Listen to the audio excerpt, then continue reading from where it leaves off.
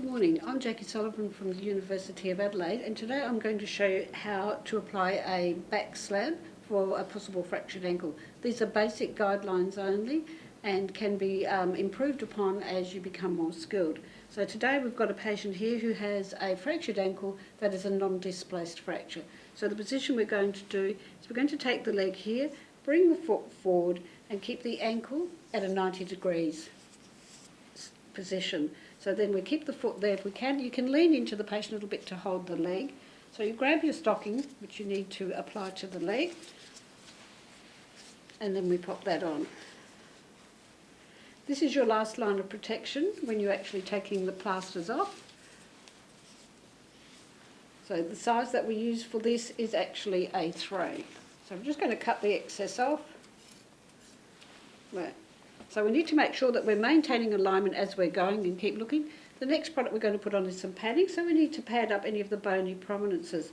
So here we have the heel is one bony prominence. We have possible bunions on the side of the toe here, so that's a number 2. We have ankles and we have the shin bone that goes down the front. So these are all areas that need to be padded. So we take our padding and we run it along the front of the leg like so. We then double this over. And we make a cut up the middle so that that actually looks like a pair of trousers.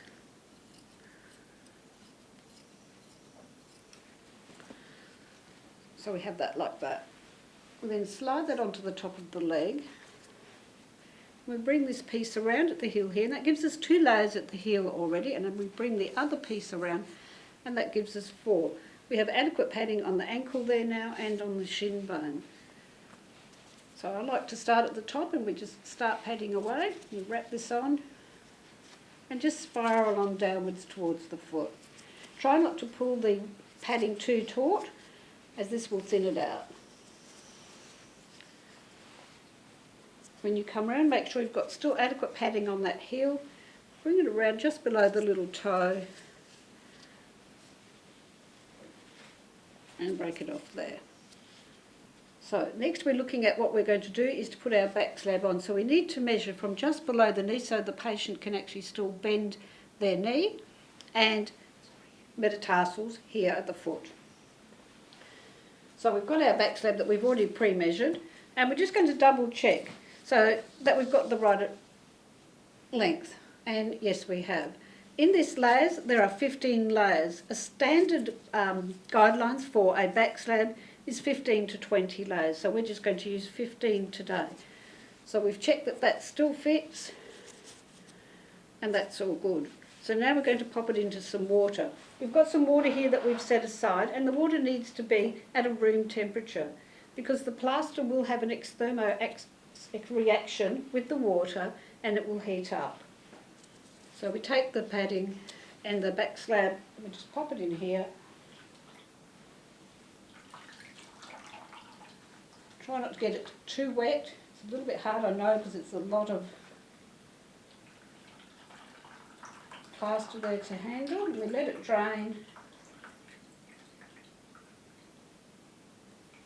And then we just fold it thus. So we'll just stop there and then we'll flip you over. Yep.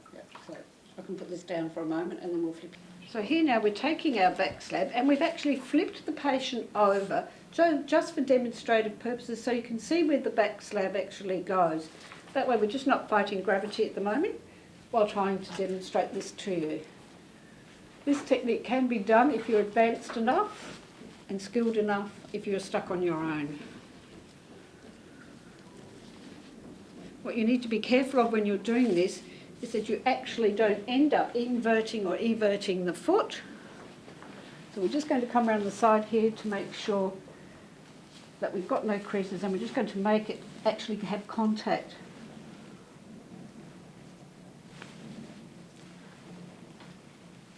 There we are. Just takes a little bit of fiddling to get it all right. We'll take the stocking net and we'll fold that over like so. That's going to help keep it in place. We take the stocking net here, still being mindful. We'll have these little dog ears that may come out, just pull them outwards like so, and then flap them down. both sides. Just make sure they're nice and they're nice and flat. Fold that. Okay, so now we'll just start to bandage. So we need to make sure the patient's foot is still at 90. We'll wrap that around now.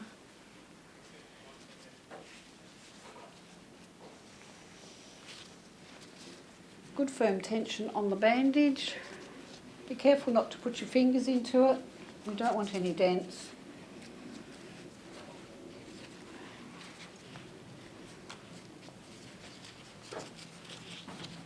And now we've got that actually secured, we'll get the patient to turn back over again. I'll just tuck that in there for the moment. So we've got the patient's foot against our chest plate here, so that helps us to keep the foot at 90 degrees. And we wrap that last bandage around. It's always 2 bandages for a back slab.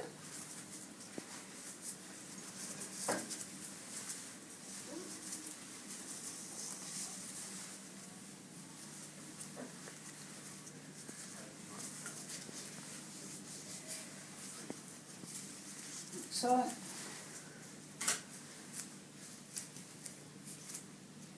now, as I say, this process is normally done with 2 people, but for demonstrative purposes today and ease of filming, we have turned the patient over onto their stomach. Normally you could do it this way if you had 2 people.